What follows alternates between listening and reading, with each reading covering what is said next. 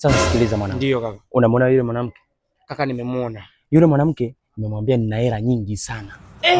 Sasa ninachotaka uende baada ya dakika 5 unipigie uanze kuzungumza habari za hela nyingi tu.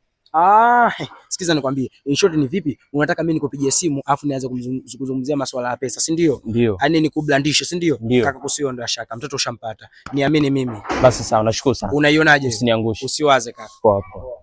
Kama nilivyokuelekeza hapa awali. Umeona? Mimi nataka nikubadilishie maisha mtoto mzuri. Mimi nitashukuru jamani. Yaani usijali. Yaani kwanza unakaa wapi? Mimi nakaa tu hapo mbele Palestina. Palestina. Basi unani huyu tena ananipigia huyu? Simu ya hela huyo. Ndio zenyewe zinabidi upokee. Huyo kanipa milioni 50, anataka nimfanyie jambo lake fulani hivi. Sema mimi niko busy, ngoja niache naye. Pokea, simu za hela tena upokee. Basi ngoja nipokee niweke loud basi ili umsikilize, sawa? Halo, inakwaje? Sasa ndugu yangu nimesahau. Uliniambia kwamba nikitoka ukifika hapo na ukiwa na huyo demu baada ya dakika 5 nikupigie simu nikwambie kwamba bwana nishakutumia milioni 50, si ndio? Sikuelewi.